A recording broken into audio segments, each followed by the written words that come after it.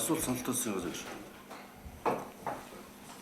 За 15-наас хойш. Засгийн газрын хуралдаанаар төсвийн хөрөнгөөр шинэ жил байгууллага болон салбарын хувьд тэмдэглэх зэрэг олон нийтийн арга хэмжээ зохион байгуулахгүй байхыг үүрэг болголоо.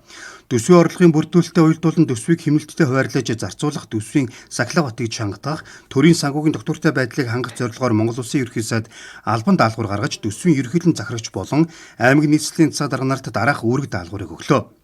Төрийн байгууллагын үндсэн цалин, нэмэгдэл хөлс, нийгмийн болон эрүүл мэндийн даатгалын шимтгэл, нийгмийн даатгалын болон нийгмийн халамжийн бүх төрлийн тэтгэвэр тэтгэмж, хүүгийн төлбөр, хүүхдийн мөнгө, эмнэлэг, сургууль, хүүхдийн цэцэрлэг, онцгой байдлын байгууллагын шаардлагатай урсгал зардлыг тэргүүн ээлжинд, бусад зардлыг санхүү төсвийн асуудал эрхэлсэн төрийн захиргааны төв байгууллагаас тогтоосон ирэмбийн дагуу санхүүжүүлэх.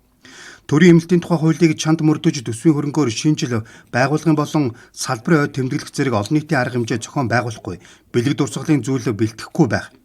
Дэвжиж болох дараах арга хэмжээ зардлын санхүүжилтийг 2025 он дуустал хугацаанд зогсоож хэрэгжүүлэх үйл ажиллагааг хэмнэлттэй үр ашигтай байдлаар зохион байгуулах. Хурал семинарын сургалтыг захимаар зохион байгуулж дотоод гадаад томилолт, тээвэр шатхуун, зочин төлөөлөгч хүлээн авах зардлыг хэмнэх.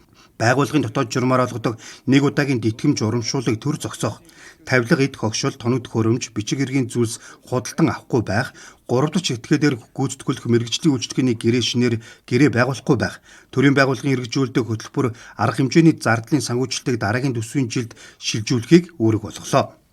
Мөн уул уурхайн бүтээгдэхүүний экспортоос нэмэлт орлого төлрүүлэх боломжийг судлан арга хэмжээ авах, иргэд аж ахуйн нэгжүүдэд хүндрэл үүсгэлгүй зөвлөн туслах байдлаар татварын өөр төлбөрийг барагдуулах зэрэг арга хэмжээ авч хэрэгжүүлэхийг холбогдох албан тушаалтнуудад даатгалаа. Монгол улс болон Евразийн эдийн засгийн холбоод